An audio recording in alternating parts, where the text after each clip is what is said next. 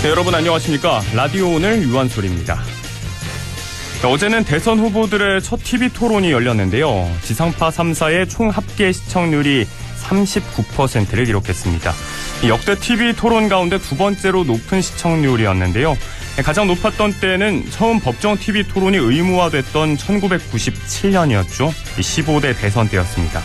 당시 김대중 국민회의 후보 그리고 이인재 국민신당 후보와 이회창 한나라당 후보가 맞섰는데요. 당시에는 합계 시청률이 55%였습니다. 자, 이번 20대 대통령 선거 후보들의 TV 토론 시청률이 역대 두 번째로 높은 39%나 됐다.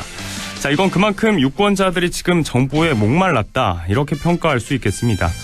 사상 최대 비호감 대선이다, 이런 평가를 받고 있긴 하지만 그런 만큼 관심도 높다는 방증이 될 수 있겠는데요. 자, 이번 토론이 지지율에는 또 어떤 영향을 미치게 될까요? 대선 후보 TV 토론 이야기는 잠시 후 최진봉의 시사 포커스에서 더 자세히 알아보도록 하겠습니다. 자, 2월 4일 금요일입니다. 라디오 오늘 광고 듣고 시작합니다.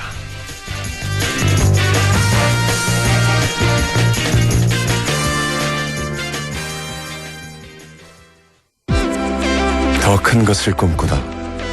더 높은 곳을 향하다. 나의 세상에는 하이컨트리가 있다. Live Super, Live High. 슈퍼 SUV 트래버스. 하이컨트리 출신. Chevrolet, find new roads. 네, 2월 4일 라디오 오늘입니다. 금요일 순서 짚어드리겠습니다.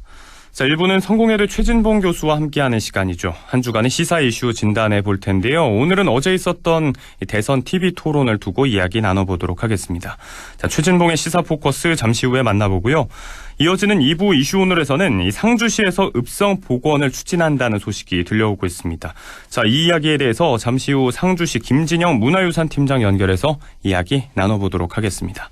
자, 이어서 금요일이죠. LNS 자산운용 조진희 이사와 함께 부동산 궁금증도 풀어보겠습니다. 조진희의 부동산 매거진도 오늘 함께 하시겠습니다. 라디오 오늘 생방송 놓치신 분들께서는 유튜브 안동 MBC 플러스 통해서 다시 들으실 수가 있거든요. 많은 애청 부탁드립니다.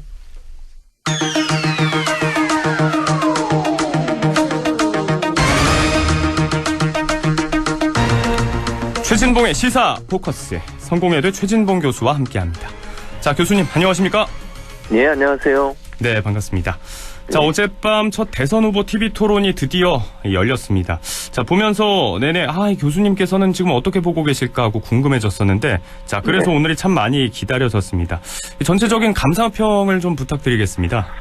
네, 어쨌든 우여곡절 끝에 이제 TV 토론이 이루어졌고, 네 명의 TV 토론, 대상자들이 나와서 하시는 걸 보면서, 몇 가지 그냥 감상평을 말씀을 드리면, 일단 이재명 후보는 차분한 어조로 정책 이슈를 집중적으로 부각하는 그런 토론 전략을 썼고요. 예. 윤석열 후보는 대장동 의혹을 다시 부각해서 공격하는 그런 모습을 보였고, 안철수 후보는 본인의 이제 공약을 좀 얘기했는데 예전과 크게 달라진 게 없는 모습이었다는 점이 좀 인상적이었고, 네. 또 하나는 김상조 후보 같은 경우에 이슈를 잘 정리해서 질문하고 또 질문에 대해서 반격을 하는 준비된 후보의 모습, 이런 모습들이 네 명의 후보가 보여줬던 모습이 아닌가, 그렇게 짤막하게 말씀드릴 수 있을 것 같습니다. 네, 각 후보에 대한 감상평을 또 말씀을 해주셨는데, 자, 더불어민주당 이재명 후보가 좀 차분한 어조로 정책 이슈에 집중하는 모습이었다. 반면에 예상대로 윤석열 후보는 대장동 의혹을 좀 부각하는 모습이었다. 자, 역시 이제 이재명 후보를 향해서 대장동 개발 의혹에 대한 공격이 많았는데, 자, 이 후보 측에서는 아무래도 이제 정책에 집중하는 모습을 좀 보이기도 했지만, 자, 기존에 이 문제는 이미 검증을 수차례 했다, 또 수사 중이다 라면서 또 국민의힘에게 물어볼 부분도 있다, 이렇게 화제를 좀 돌리는 모습이었습니다. 자, 보시기에는 이 대장동과 관련한 답변 좀 어때 보였나요? 저는 전략적으로 잘했다고 생각해요. 왜 그러냐면 대장동 이슈 같은 경우 어제 윤석열 후보가 이제 집중적으로 공략을 했는데 본인의 자유토론 시간을 거의 다 활용하면서, 네. 그런데 새로운 얘기는 없었어요. 그러니까 무슨 말이냐면, 네. 이미 대장동 관련해서 다 나왔던 얘기들을 반복했거든요. 네. 그러면 이제 신선감이 떨어지는 거거든요. 예를 들어서 지금까지 나오지 않았던 어떤 새로운 이슈를 가지고 질문을 하거나 그걸 집중적으로 파고들었으면, 네. 이재명 후보를 상당히 이제 코너로 몰아붙이는 그런 효과가 있었을 텐데, 이미 국민들이 다 알고 있는 거예요. 예를 들면 화천대유라고 하는 개인 회사가 돈을 많이 벌었다. 그 돈을 버는데 영향을 미친 거 아니냐. 그건 네. 이미 아주 오랫동안 얘기가 돼왔고 또 이제 이재명 후보는 그렇게 얘기를 했죠. 이미 국정감사 이틀 동안 본인이 국정감사를 받으면서 다 얘기한 내용을 또다시 네. 반복하는 것은 의미가 없다. 시간 낭비다. 이렇게 얘기하면서 도리어 되치기를 했습니다. 네네. 그게 뭐냐면 이제 최근에 나온 이슈잖아요. 대장동 관련해서 김만배 씨하고 정영학 씨가 네. 대화한 내용이 녹취록이 나왔지 않습니까? 뭐 입만 열면 큰일 난다 뭐 이런 그렇죠. 이야기들. 네. 입만 열면 그러니까 내가 가진 카드 그걸 알리면 윤석열 후보는 죽어 이렇게 돼 있어요. 네. 그 내용 그대로 얘기하면 예. 그 내용은 사실 이번에 처음 나온 거잖아요. 그렇죠. 그걸 도리어 이제 반격을 한 거죠. 그러니까 윤석열 후보 입장에서는 거기에 대해서 답변을 안 했어요. 또 그러니까 네. 공격만 하고 본인이 불리한 내용에서 답변을 안 했거든요. 그러면서 이제 윤석열 후보의 아버님 집을 김만배 씨 누나가 구입한 문제, 네. 그리고 부산저축은행 부실대출 관련해서 대장동 관련된 대출에 대해서만 제대로 수사를 안 했던 부분에 대한 의혹, 이 부분이 그때 이게 논란이 되긴 했습니다만 그때 그냥 넘어갔거든요. 네. 그런데 김만배 씨 입에서 윤석열이라는 이름이 나왔고 자기가 가진 카드를 까면 윤석열은 죽는단 말이 나오니 이것과 세계가 연결이 되는 것처럼 보여질 수 있는 거잖아요. 네네. 그래서 이재명 후보가 도리어 이제 반격을 가했죠. 대장동 관련해서 윤석열 후보는 연결이 된 게 없냐. 이 부분에서 밝혀야 된다라고 얘기를 했는데 그 부분에서 네. 윤석열 후보는 제대로 답변을 못했어요. 결국 본인이 대장동 의혹에 대해서 문제를 제기했는데 본인한테 도리어 부메랑이 돌아오는 이런 상황이 돼버렸거든요. 네네. 근데 아까도 말씀드린 것처럼 이재명 후보 관련된 대장 이슈는 이미 오랫동안 회자가 됐던 내용이기 때문에 국민들이 이미 알고 있는 내용이에요. 네. 그런데 나중에 지금 최근에 나온 이슈를 질문을 했기 때문에 그것이 제가 볼 때는 더 인상적으로 사람들에게는 각인될 수 있는 그런 상황이 됐을 거라고 저는 봅니다. 자, 이 의혹과 관련해서는 기존에 나와 있던 뭐 예상 가능한 이야기들로 좀 뻔한 공격이 이어졌고 이재명 네. 후보 측에서는 그래서 전략적으로 방어를 잘할 수 있었다. 예상 가능한 범주였기 때문에 여기에서 네. 또 반격도 있었는데 아무튼 뭐 대장동이라는 키워드에서 양 후보다 명확한 뭔가를 좀 끌어내기는 힘들었다고 볼 수 있는 토론이었겠죠? 그렇습니다. 아무래도 이제 대장동 관련해서는 이게 이제 이슈가 이재명 후보하고만 연결돼 있는 것처럼 보이는데 이제 윤석열 후보 이름도 나왔기 때문에 네. 국민들이 볼 때는 뭐 이거 뭐지라는 생각이 들 거라는 생각이 들고요. 네. 검찰이 왜 제대로 수사를 안 하고 있는지 하는 부분에 대해서 계속 공격을 하게 되면 윤석열 후보도 대장동 이슈에 대해서 자유로울 수 없는 상황이 될 수도 있다 이렇게 보여집니다. 네, 계속된 네거티브 공격에서 더 이상의 뭔가는 없었다. 자, 이제 대장동 이슈를 좀 넘어가서 이슈 관련 문제들이 좀 많이 나왔습니다. 특히 이제 국민의힘 윤석열 후보가 탄소 중립 문제죠. 알이 100 같은 단어, 또 청약 점수 만점 이런 질문을 받고 좀 제대로 답변을 못했는데, 자, 전문적인 건 잘 모를 수도 있다는 평가도 있고, 한편으로는 뭐 주택 청약 관련해서는 이전에 또 잘 모르는 게 문제가 됐었는데 이 준비가 덜 된 게 아니냐 이런 평가도 있어요. 그렇죠. 먼저 주택 청약 말씀을 드리면 이미 말씀하신 것처럼 청약 통장 있느냐고 물어봤을 때 본인은 뭐 집이 관련해서 집이 있어 집이 없어 청약 통장이 없다. 뭐 이렇게 얘기했잖아요. 그때 네. 논란이 됐지 않습니까? 그러면 최소한 이 문제에 대해서는 더 잘 알고 오셔야 돼요. 왜냐하면 관련된 또 질문이 나올 수 있는 거 아니겠습니까? 네. 그런데 청약 점수에 대해서 만점이 몇 점이냐고 물어봤을 때 40점이라고 답변을 했거든요. 자신 있게 좀 네. 네, 그러다 보니까 이제 안철수 후보가 또 공격을 하는 거 아니겠어요? 그러니까 이제 토론 끝나고 그 말이 계속 회자가 돼요, 지금. 네. 두 개가 연결이 되는 거죠. 청약 통장이 집 없는 사람들이 가입한다는 걸 모르고 있었던 게 아니냐는 의혹이 생겼고. 예. 또 청약 점수에 만점이 몇 점인지도 모른다고 하면 과연 본인은 집 없는 서민들의 서름이나 집 없는 사람들의 어떤 고통을 이해하고 있을까, 대통령 후보로서. 네. 이런 이제 의혹이 커질 수밖에 없거든요.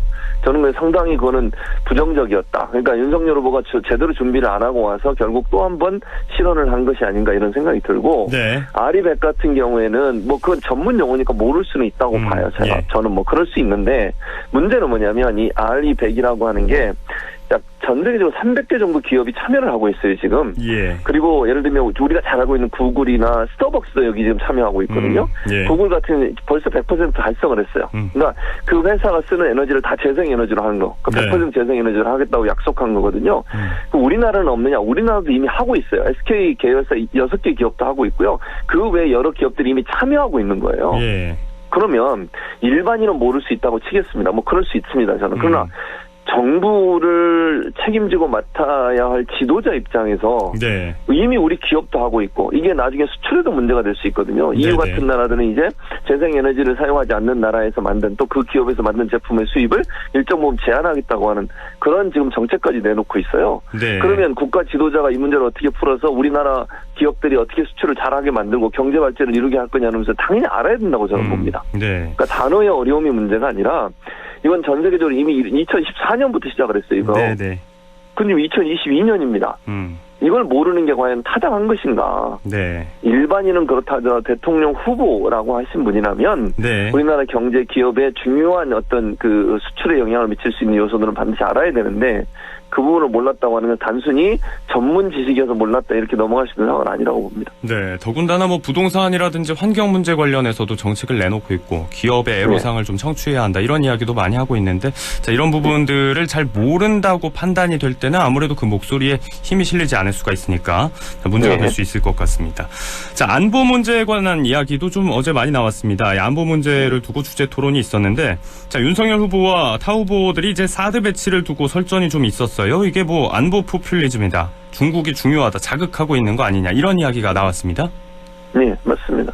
저는 심상정 후보의 말이 맞다고 생각해요. 예. 어제 논쟁하면 심상정 후보가 집중적으로 이 부분을 공략을 했는데 네. 심상정 후보 말이 이렇습니다.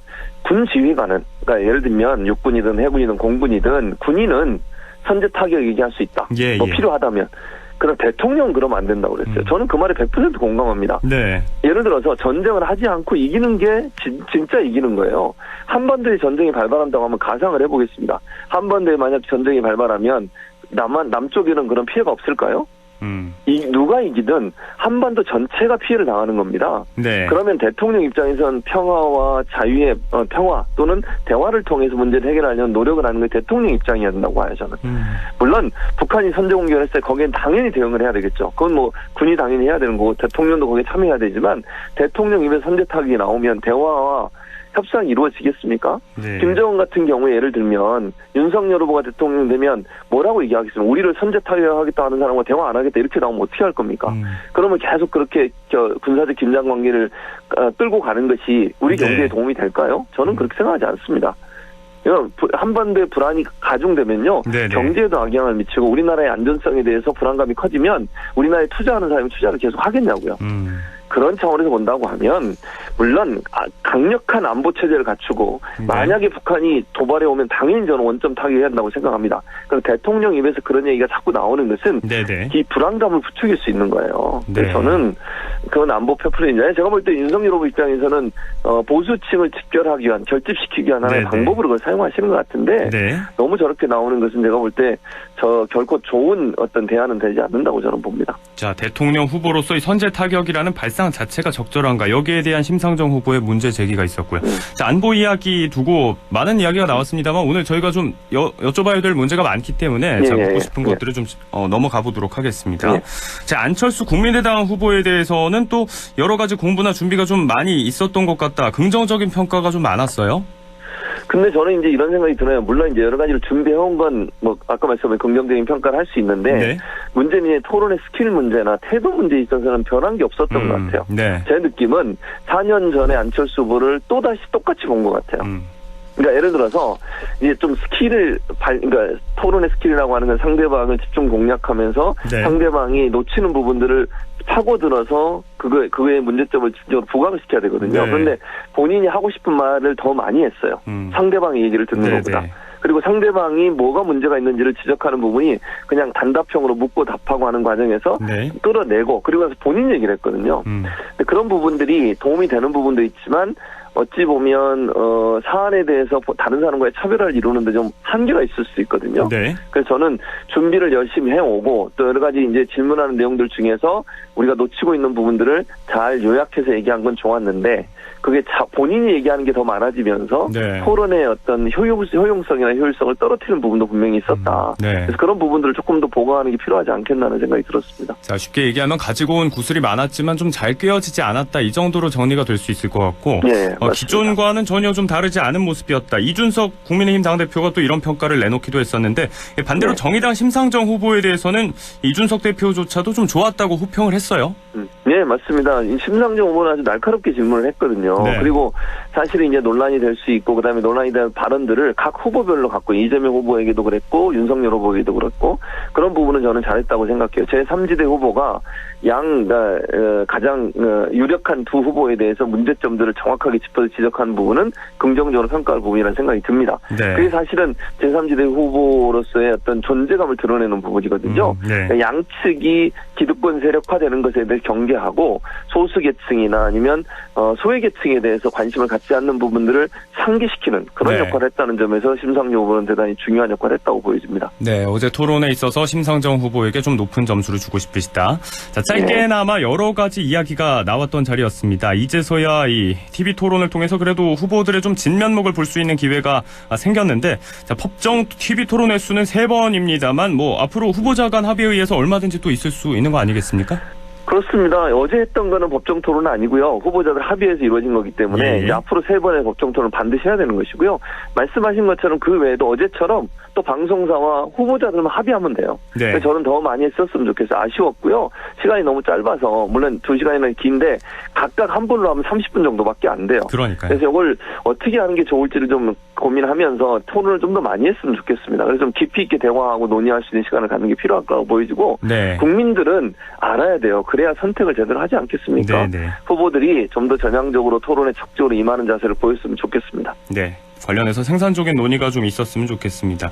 더 이상은 이 개인적인 리스크나 네거티브 공세 속에서 좀 뜬구름 잡는 그런 선거가 아니라 말씀하신 대로 좀 유권자가 확실하게 판단할 수 있는 명확한 근거를 자주 보길 바랍니다. 자, 말씀 여기까지 듣도록 하겠습니다. 고맙습니다. 네, 감사합니다. 네, 지금까지 최진봉의 시사포커스 성공회대 최진봉 교수와 함께했고요. 라디오 오늘의 1부를 마무리하겠습니다. 잠시 후 2부에서 다시 인사드립니다.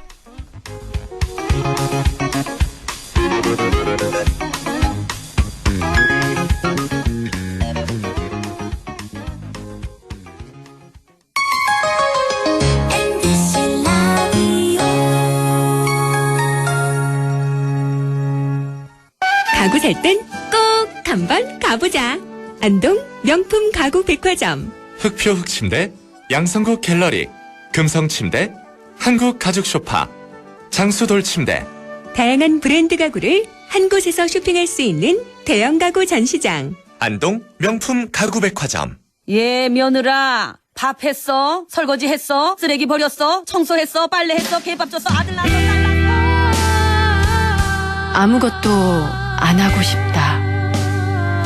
이미 아무것도 안 하고 있지만 더 격렬하게 아무것도 안 하고 싶다. 지금은 그냥 라디오만 듣고 싶다. MBC 라디오. MBC 라디오. 라디오 청취자 10명 중 4명이 듣는 방송 국가대표 라디오 MBC 라디오.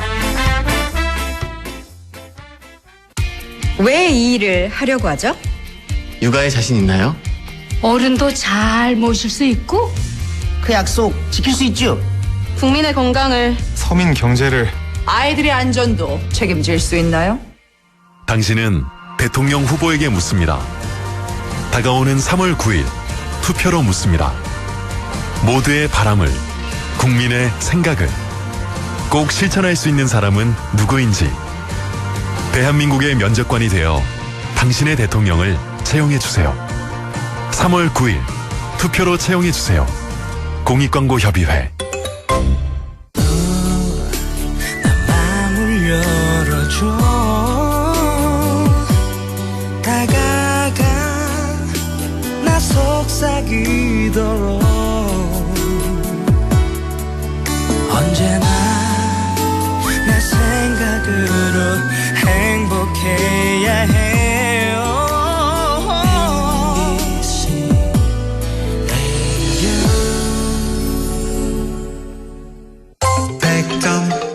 MBC 라디오.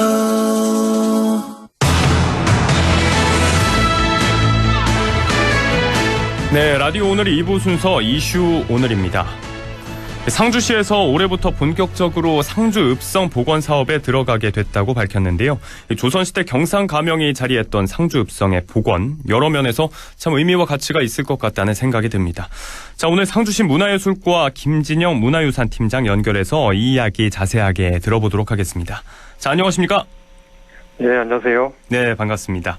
네. 자, 앞서 말씀을 드린 대로 상주시에서 이제 상주 읍성 복원 사업을 추진한다고 밝히셨습니다. 자, 그 복원의 배경과 의미에 대해서 먼저 좀 여쭤보겠습니다. 네, 우리 상주시에서는 금년부터 본격적으로 상주 읍성 복원 사업을 추진 중에 있습니다. 네. 상주에 이제 읍성이 처음으로 축조된 것은 이제 보통 이제 고려 우왕 때로 보고 있는데요. 네.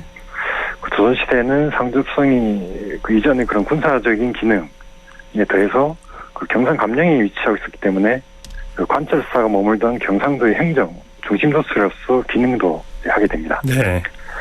따라서 이제 한 지역, 그러니까 우리 상주 지역에서 읍성이 차지하는 비중은 아주 크다고 할 수 있겠는데요. 이러한 의미로 우리 시에서는 읍성 복원을 금년부터 이제 본격화하고 있습니다. 네. 사실 10여 년 전부터 상주 읍성 복원 이야기는 이제 많이 나왔는데 상주 읍성에 대한 원형 등 고정 자료가 부족해서 추진이 잘 안 되었습니다.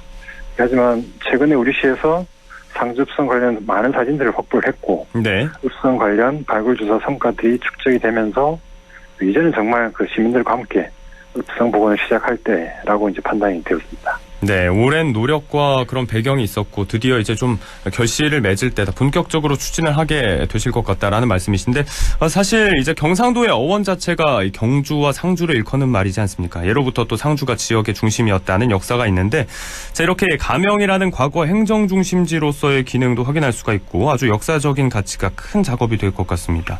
그렇지만은 이 상주 읍성에 대해서 이 존재 자체를 잘 모르는 분들도 계실 거거든요. 자, 여기에 대해서 설명을 좀 더 부탁드리겠습니다. 예, 우선 읍성이라고 하면 외적을 방비하고 백성을 보호하기 위해 쌓은 성이라고 일컬어집니다. 네. 또한 읍성은 이런 군사적인 기능에 대해서 그 안에 읍성 안에는 행정관청이 있고 백성들이 이제 거주를 하고 있어서 그 지역의 사회 전반적인 총체적인 기능을 네. 가지고 있어서 그 지역의 구심점이자 정체성이 묻어 있는 곳이다라고 이제 할 수가 있습니다. 이런 읍성이 이제 보통 고려시대 때부터 이제 전국의 주요 거점 도시에 이제 축조가 되는데요. 네. 경상도 지리지에 따르면 고려 우왕 11년, 그러니까 1385년, 그때 이제 상주 읍성을 이제 쌓았다라고 기록이 되어 있고, 조선 전기의 문신이었던 건근의 이제 풍영무기를 보면, 외구 침입 사실을 논하면서 우왕 7년, 그러니까 이제 1381년에 네. 반자 전리가 이제 처음 읍성을 쌓기 시작했다고 이제 기록이 되어 있습니다. 이를 볼 때 이제 상주 읍성은 외구의 침입에 대비하기 위해서 1381년부터 쌓기 시작해서 1385년에 완성한 것임을 알 수가 있습니다. 네. 그리고 이제 상주에 보면 상주 성도라는 읍성 지도, 그리고 우리 시에서 입수한 읍성 관련 사진들을 볼 때 읍성 내 여러 관아 시설, 그리고 이제 사대문, 그리고 민가의 모습이 이제 확인이 되는데요. 특히 이제 상주 목사가 거주한 동원, 이제 청류당하고 이제 객사로 알려진 상산관. 네. 그리고 읍성 사대문은 이제 규모하고 구조에서 볼 때 아마 대읍 상주로서의 모습을 아주 잘 보여주고 있다라고 말씀을 할 수 있겠습니다. 네, 관아 시설과 동원, 사대문 이렇게 구체적인 시설들을 언급해 주시니까 이제 복원 후의 모습이 더 기대가 되는데요. 자, 말씀대로 고려 우왕대에 처음 군사적인 목적으로 건설이 됐고 이후에는 앞서 언급한 행정 중심지로서의 기능이 있었는데 자, 그런 이 경상 가명이 있던 곳이죠. 이 상주 읍성이 건재하던 당시에는 이 읍성 안에 정말 많은 인구가 있었을 걸로 생각이 되는데요. 당시 인구라든지 지역의 위상을 좀 살펴볼 수 있는 자료가 있을까요? 예, 널리 알려져 있듯이 상주는 이제 경상도의 대읍이었습니다. 고려나 조선시대 때만 해도. 고려 충성 원년에 이제 경상도 명칭이 처음으로 이제 등장을 하게 되는데. 네. 경은 신라의 왕경이었던 경주, 그리고 상은 신라 구조의 주치 중 하나인 상주를 이제 네네. 가리킨다고 이제 널리 알려져 있는데, 따라서 이제 상주는 이제 경주와 함께 경상도를 지탱하는 거점 도시였던 셈이었죠. 네. 그리고 이제 고려 문인인 이재현이라는 분은 이렇게 얘기를 합니다. 그 동남 지방의 주군 가운데 경주가 가장 크고 상주가 그 다음인데 경상도라 일컬음은 이 때문이다라고 하여 이제 거점 도시로서의 상주 위상을 뭐 일찌감치 뭐 지적한 바가 있고요. 네. 또한 이제 고려시대 상주는 보면 이제 개수관이었습니다. 이제 그러니까 지금의 영동, 보은, 뭐 문경, 봉화, 안동, 의성, 군위, 뭐 대구, 성주, 구미, 뭐 이러한 지역들을 관할하는 대읍의 수령이었던 거죠. 네. 그리고 이제 조선시대가 되면 경상감령이 이제 상주에 설치가 되고 경상감사 본영이 이제 경주에 설치됐다가 태종 8년부터 이제 경상감령이 이제 상주로 옮기게 됩니다. 예. 이제 경상감령을 이제 옮기게 된 이유를 이제 언급을 하면서 그 모든 풍화는 그 임금이 있는 한성부에서부터 상주를 거쳐 경주로 내려가는 것이지 경주에서 상주로 거꾸로 올라오는 것은 아니기 때문이다라고 그 이유를 밝히고 있습니다. 네. 이처럼 이제 고려시대나 조선시대 당시 상주는 이제 경상도를 대표하는 대읍이라고 할 수가 있고, 예. 뭐 사실 뭐 당시의 인구를 뭐 가늠할 수는 없겠지만, 뭐 군사 및 행정적인 중심지였다고 한다면 지금하고는 다른 아주 과히 큰 도시였다라고 이제 짐작을 할 수가 있겠습니다. 네. 그리고 이제 또한 최근에 이제 우리 시로 입수된 뭐 읍성 관련 사진들, 뭐 그러니까 이제 관아 건물이나 뭐 시장 모습, 그 시가지 사진 등을 볼 때 당시 상주 위상이 지금하고는 다르게 아주 뛰어났다라고 이제 생각할 수가 있겠습니다. 네, 최근에 입수한 자료도 있으시고 이제 각종 문헌과 기록을 들어서 설명을 해주셨는데요. 자, 이렇게 중요한 상주 지역의 상주 읍성, 임진왜란 때 왜군에게 또 빼앗긴 역사도 있었고 또 우리 지역에서 정말 오래 기리고 있는 분이죠. 정기룡 장군이 다시 이 상주 읍성을 탈환하기도 했었죠. 네네네. 네, 역사에 관해서도 조금 설명을 부탁드리겠습니다. 네, 맞습니다. 그 정기룡 장군은 그 임진왜란 당시 이제 상당히 이제 공을 세운 분이라고 이제 알려져 있는데요. 뭐 거창, 뭐 금산, 뭐 고령 정투 뭐 등에서 이제 크고 작은 정투 등에서 이제 조선을 지켜왔습니다. 네. 특히 이제 1592년 임진년 4월에 이제 외장이었던 이제 고니시 유기나가 이제 상주 북천 정투에서 승리를 한 뒤에 그 얼마 지나지 않아서 외장 그 도다 카츠타카가 다시 2,800여 명 병력을 거느리고 이제 상주 읍성에 이제 주둔을 하게 되는데요. 이때 뺏겼고요, 네. 예. 이때 정기룡 장군은 이런 전술을 씁니다. 야간 화공 매복이라는 전술을 이제 구상을 합니다. 예. 예, 이때 이 전술은 그 읍성 안에 진을 치고 있는 왜군의 불안감을 이용해서 그 야간에 횃불 그리고 온갖 풍물 소리로 적을 혼란에 빠뜨린 다음에 읍성 가운데서 이제 서문에 이제 불을 질러서 왜적을 남문, 서문, 북문에서 이제 동시에 공격해서 혼비백산을 만드는 그런 이제 전술입니다. 결국 정기룡 장군은 이 전술로 상주 읍성을 탈환하게 되고요. 완벽하게 그 전투에서 승리하는 결과를 가져오게 됩니다. 네.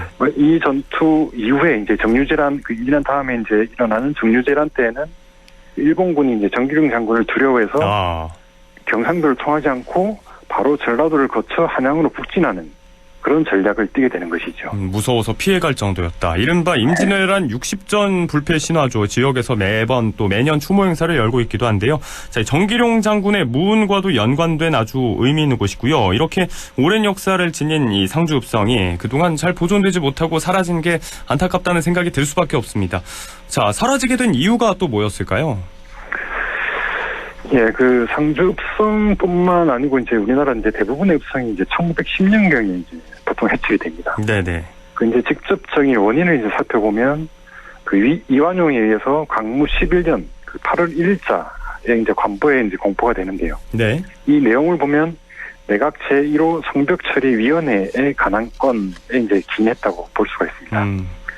이 법령에 근거해서 이제 상주 읍성을 비롯해서 전국의 읍성들이 이제 동시에 이제 거의 회칠이 되는데 상주 읍성도 그 1912년 그 일제의 그 소위 그 도시화계라는 이유로 회칠이 된 것 같습니다. 네.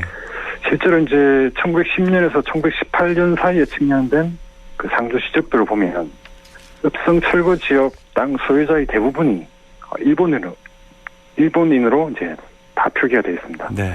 이건 이제 참으로 이제 가슴 아픈 역사가 아닌가 생각이 됩니다. 네, 한번 빼앗겼던 시절도 외란때였고 또 회철이 된 기점도 역시 일제시대인데요. 정말 말씀대로 가슴 아픈 역사가 아닐 수 없겠는데, 자, 이제라도 바로 세우는 게 그래서 큰 의미가 있을 것 같습니다. 정확한 원형을 아는 게 복원에서 정말 중요할 텐데 여러 번 언급을 해주셨습니다만 최근에 중요한 단서가 됐던 엽서라든지 사진 자료가 있었다고요? 네네네. 그 문화유산을 복원하는 데 있어서 가장 중요한 것이 아마 역사적인 사료, 그리고 기록, 그리고 이제 여러 가지 도면들일 건데요. 네. 이러한 것들만큼 더 중요한 것이 아마 사진 자료가 될 것입니다. 왜냐하면 사진은 있는 그대로로 이제 보이기 때문이죠. 2015년도에 이제 우리시 상주 박물관에서는 그 유물 구입 사업의 일환으로 이제 서울의 골동품상으로부터 7장의 우편 엽서를 입수를 하게 됩니다. 네. 이 7장의 우편 엽서 앞면을 장식한 사진에는 그 지금까지 볼 수 없었던 상주 읍성 4대 성문, 그리고 읍성 내 시가지의 모습이 실려 있었던 거죠. 그래서 이제 이 엽서의 입수 경위를 저희가 이제 쭉 한번 알아보니까, 네. 그 일본 도쿄의 고서점가에서는 1년에 이제 몇 번씩 뭐 자기네들끼리 이제 도서를 교환하는 축제가 열린다고 합니다. 네. 그 이때 이제 서울의 골동품상 주인이 이제 2014년도 도쿄를 방문했다가 그 교환에서 이들 엽서를 이제 구입했다고 전하고요. 이런 과정에서 이제 우리 시로 이제 들어오게 된 겁니다. 그 일을 볼 때 이제 당시 1910년도 경에 일본인이 우리나라 주요 문화재, 문화유적을 사진을 찍고, 네. 일본에서 엽서로 제작한 것으로 보이는데요. 그 이후 공교롭게도 이제 2016년, 2017년, 2020년 계속해서 이제 상주읍성 관련 사진들이 이제 의시로 이제 계속 이제 나오게 된 겁니다. 특히 이제 재작년에 입수된 그 10장의 사진에 보면, 네. 그 상주에서 주둔한 일본 수비대의 훈련 모습, 그리고 읍성 내 주요 건물, 시장 등의 모습이 이제 상세히 이제 담겨져 있었는데, 네네. 그 이러한 사진들은 뭐 지금까지 이제 그 발견되지 않았던 이제 처음 보는 자료이기 때문에, 예. 일제 강점기 당시 상주 지역의 상황을 엿볼 수 있는 뭐 사료적인 가치가 아주 높은 자료다라고 생각이 되고요. 네. 읍성을 옛 모습 그대로 복원할 수 있는 길이 이제 뭐 비로소 열리게 된 것이다라고 이제 평가가 됩니다. 자, 이 기록으로 남아있는 것보다 아무튼 이렇게 눈으로 확인할 수 있는 당시 사진이 정말 중요한 참고 자료가 될 테고, 아무튼 이 자료들의 입수가 이 복원 결정에 아주 결정적인 역할을 하지 않았을까 싶습니다. 자, 저희가 지금 이제 상주읍성의 복원에 대한 배경, 의미, 그리고 또 준비 상황 이런 것들 이야기해봤는데 남은 시간이 그렇게 많지가 않거든요. 네, 간략하게 앞으로의 계획 어떻게 되시는지, 뭐가 또 필요한지 이야기 부탁드리겠습니다. 네, 우리 시에서는 이제 현재 상주읍성 북문복원 기본계획 이제 용역이 진행 중에 있는데, 이 용역이 마무리되면 이제 어느 정도의 복원 규모하고 윤곽이 이제 그려질 것 같습니다. 네. 우선 우리 시에서 계획하고 있는 거는 이제 북문, 그러니까 그 위치가 지금 현재 상주 왕산 뒤편, 그러니까 왕산하고 상주 향청 사이에 위치를 하는데요. 우리 시에서는 이제 이 상주 시내 중심인 왕산을 기점으로 북문을 우선 복원하고, 예. 그리고 현존하는 상주 향청하고 주변에서 발굴조된 성벽, 해자, 이런 시설들과 같이 조화를 이루는 문화단지로 이제 조성할 방식입니다. 네네. 이제 그리고 이제 왕산 내에 존재했던 동원, 그리고 태평로, 그리고 이제 동문, 서문, 남문도 장기적인 계획하에서 복원을 추진할 계획이 있습니다. 네. 알겠습니다. 자, 지역으로서도 그리고 고려 말엽부터 일제에 이르기까지 우리 역사에 아주 중요한 가치와 상징성을 지닌 공간일 텐데요. 자, 앞으로의 절차가 좀 남아있겠지만 아무튼 이 작업이 차질 없이 복원이 잘 추진될 수 있길 바라보면서 여기에서 말씀 줄이도록 하겠습니다. 고맙습니다. 네, 고맙습니다. 네, 지금까지 상주시 김진영 문화유산 팀장과 함께 상주 읍성의 복원 문제 짚어봤습니다. 라디오 오늘에서는 청취자 여러분의 참여를 기다리고 있습니다. 우리 지역에서 발생한 사건, 사고 소식이나 함께 토론하고 싶은 내용을 안동 MBC 홈페이지 라디오 오늘 게시판에 올려주시기 바랍니다. 전화와 문자 참여도 하실 수 있습니다. 전화는 851국에 7191번, 문자는 샵 0913번으로 보내주시면 됩니다. 문자는 단문 50원, 장문 100원의 정보 이용료가 있습니다. 여러분의 많은 참여 바랍니다.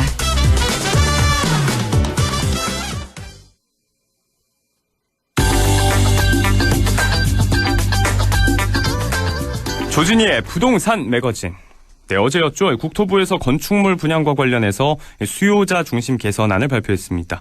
최근 청약 시장의 화두죠. 오피스텔 관련 내용도 포함이 됐는데요. 네, HS인베스트먼트 조진희 대표와 함께 자세히 알아보도록 하겠습니다. 안녕하십니까? 네, 안녕하세요. 네, 반갑습니다. 정부가 시장 안정화 대책을 꾸준히 내놓고 있습니다. 이번 대책의 화두는 오피스텔인 것 같은데, 자, 오피스텔 그리고 생활형 숙박시설 수분양자, 그러니까 실제로 분양을 받는 수요자의 권리 보호, 또 시장 질서 확립, 사업자 부담 완화 이런 것들을 위해서 건축물 분양 제도를 아파트 수준으로 대폭 개선하는 안이 나왔는데, 자, 기존에는 어땠고 또 어떻게 달라진다는 이야기입니까? 기본적으로 아파트 같은 경우는 이제 건축물의 분양에 관한 법률로 제정이 돼서 지속적인 보완이나 공사 중단이 됐다던가 청약 신청등이 문제가 됐었을 때를 반환할 수 있는 요소들을 세분화해서 규정을 담고 있었습니다. 네. 그래서 사실적으로 아파트 같은 경우는 내가 납입한 청약금이 딴 데로 뭐 사용된다거나 이런 것들을 어느 정도 투명하게 관리가 되었었는데 네네. 오피스텔이나 생활형 숙박시설 같은 경우는 이런 부분에서 좀 예외가 됐던 부분들이 있었습니다. 예. 그래서 이번에 이제 아파트 수준으로 끌어올려서 분양 과정도 좀 투명하게 거래를 하고 또 안정성을 확보하기 위해서 제도를 개선하겠다라는 내용을 담고 있습니다. 자, 이 법망과 규제망에서 조금 비켜나 있었기 때문에 문제가 됐던 부분들. 자, 그 취지에 대해서 들어봤고요. 자, 이제 구체적으로 하나씩 좀 들여다볼 텐데, 자, 익히 우리가 알고 있기로는 이제 아파트를 분양받기 위해서 청약홈 시스템 들어가서 또 청약하고 보증금 넣고, 여기에서 이제 보증금이 분양 경쟁률이 높은 경우에는 되돌려받는데 좀 시간이 걸렸다. 이런 문제가 있었는데, 자, 이런 내용도 이번에 7일이나 일주일 이내 환불로 규정을 좀 만들어서 소비자를 보호한다고요? 예, 맞습니다. 보통 아파트에 청약하고 나서 내가 떨어지면 바로 어느 정도 돈을 돌려받을 수가 있었는데 네. 오피스텔 특히 이제 생활형 숙박시설 같은 게 길게는 3개월에서 6개월씩 걸리는 경우들도 있었습니다. 예. 그러다 보니까 소비자 입장에서는 내가 당첨이 되지 않았는데도 내 보증금이 계속 묶여있는 상황이라니까 언제 또 줄 거에 대한 규정도 없고 답답한 부분들이 많았었습니다. 그리고 최근 들어서 오피스텔 같은 경우 청약 경쟁률이 과하게 되면서 수분양자들이 어마무시한 돈이 어떻게 보면 들어가 있는 상황인데 네. 이거에 대한 해지에 대한 그 환불 조건들이 나타나지 않다 보니까 이런 불만들도 많았고 문제점도 많았었습니다. 그래서 이번에 좀 강력하게 똑같이 아파트 수준의 경우와 마찬가지로 당첨 여부가 확실하게 결정이 되면 7일 이내에 환불해주라라는 내용들을 이번에 담고 있습니다. 그래서 시행사들이 자신들의 꼼수를 위해서 수분양자들이 혹시라도 취소가 된다거나 부적격이 나왔을 때 떨어졌을 때 대체 수요를 하기 위해서 묶어놨던 시간들을 어떻게 보면 이번엔 제재를 했다라고 보시면 될 것 같습니다. 네, 그러니까 뭐 부적격이 있다든지 뭐 취소 물량이 있어서 추후에 재추첨을 하더라도 일단은 당초 청약의 보증금을 일괄적으로 일주일 이내 돌려줘야 한다. 수분양자의 보호 방침이라는 말씀이셨고요. 예. 자, 보통 오피스텔의 경우는 300세대 이상의 규모에서 청약 시스템을 이용하는데 이번에는 이 투기 조정 지역에서는 50세대 이상의 경우, 그러니까 이제 좀 범위를 넓혀서 관리를 좀 투명하게 하겠다는 차원으로 좀 바뀌는 것 같아요. 네, 맞습니다. 그래서 최근 들어서 오피스텔 경쟁률이 높았던 이유 중에 하나는 여러 가지 규제 사항에서 좀 벗어나는 것들이 있다 보니까 이제라도 내가 집을 구입해야 되겠다는 세대 입장까지 얹혀지다 보니까 굉장히 높은 청약 경쟁률이 있었습니다. 네. 특히 이제 전국 기준으로 해서 상위 경쟁률 10곳에서 한 6곳 정도가 100실 미만으로 해서 이렇게 청약이나 관리를 적용받지 않은 형태로 다 대부분 오피스텔 공급을 하다 보니까 어떤 폐단들이 나오기 시작했습니다. 그래서 전국에서 오피스텔 매매 건만 해도 올해 같은 경우 6만 건이 넘었는데 역대 통계치 이래 최고의 실적을 달성했다라고 나오고 있습니다. 뜨거웠네요. 네. 예, 그렇다 보니까 아파트 가격이 급등하고 아파트 계약 청구권에 뭐 실제 대출도 어려워지고 뭐 DSR 때문에 2억 이하의 대출이 되다 보니까 실질적으로 오피스텔엔 이런 규제가 없다 보니까 최근 들어서 높은 과열의 경쟁이 나타나고 있습니다. 그리고 특히 가장 중요한 건 청약 통장을 안 써도 되고요.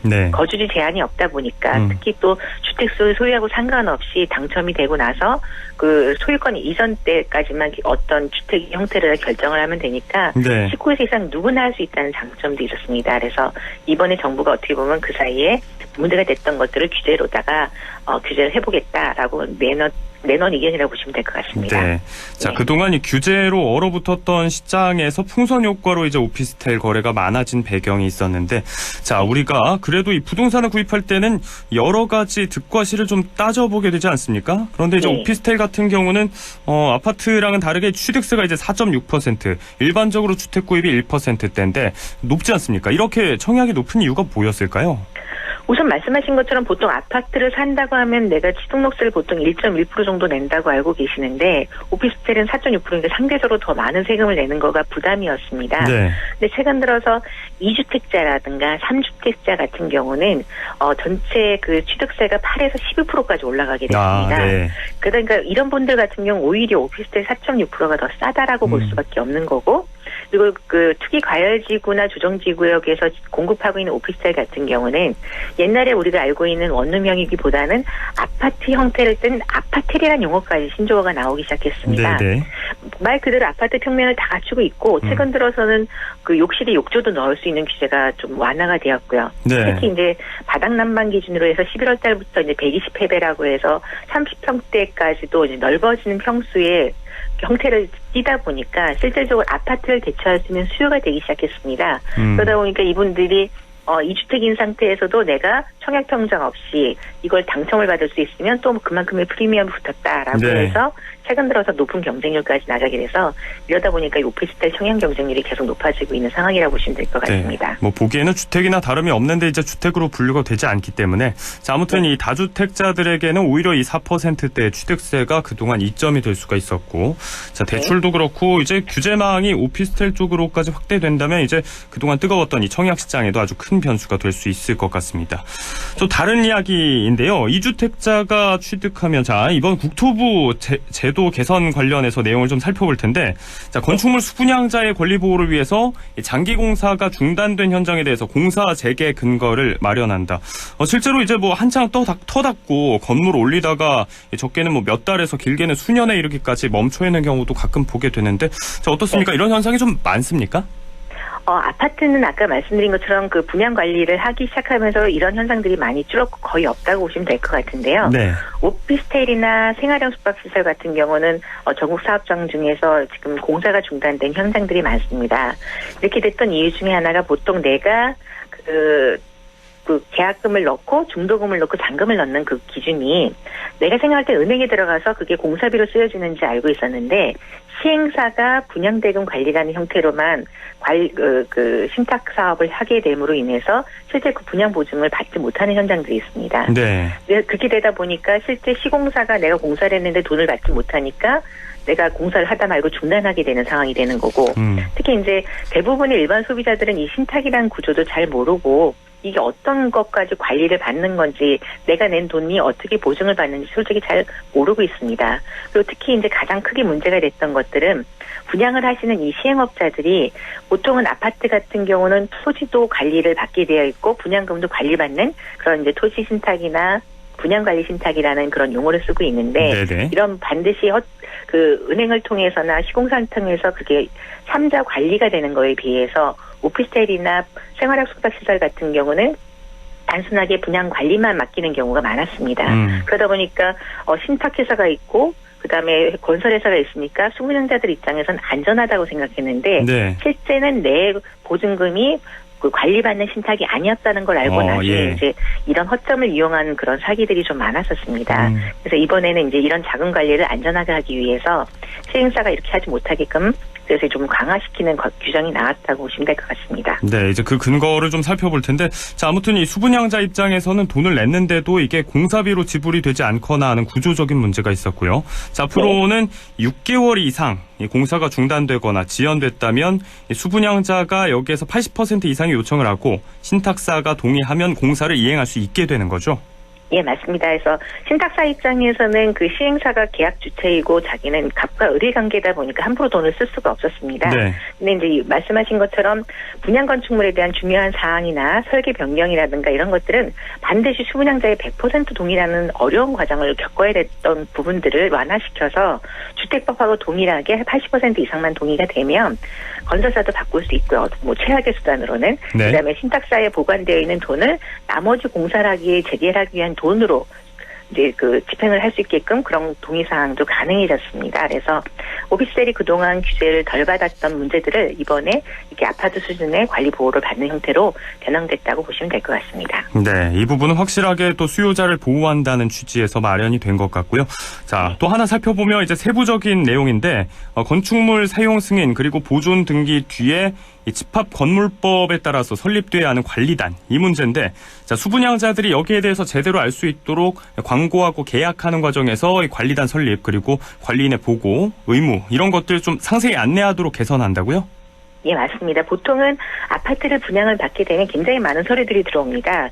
그 안에는 내가 내야 될 부분, 내가 그 소유권으로 가져가는 부분, 공용으로 사용하는 부분, 그리고 나중에 입주하고 나서 관리비로서 지급되는 부분들에 대해서 상세하게 정해져 있습니다. 네. 근데 오피스텔에는 아직까지 그런 부분들이 없었던 것들이 대부분 사업 시행자가 관리를 지정을 해서 어떻게 보면 운영 관리까지 맡아서 하다 보니까 실제적으로 오피스텔은 아파트에 비해서 관리비가 비싸다는 의견들도 많이 나왔습니다. 네. 최근 들어서 이제 이게 주거형 오피스텔이 나오기 시작하면서 수분양자들이 조합 형태로 관리단을 만들어가지고 그 안에서 직접 관리를 하게 되면 합리적인 관리비가 나온다라는 점도 있고요. 네. 투명하게 관리가 된다라는 점도 있습니다. 그래서 이렇게 되다 보면 외부 회계라든가 감사 결과도 보고받을 수 있으니까 네. 수분양자들 입장에선 좀 더 안전하게 내 자산을 보호할 수 있다는 부분도 있습니다. 그래서 이번에는 공동주택뿐만 아니라 오피스텔에 대해서도 네. 시행사가 일방적으로 정하는 것이 아니라 어떤 비용을 부과하겠다던가 융자는 어떻게 내준다던가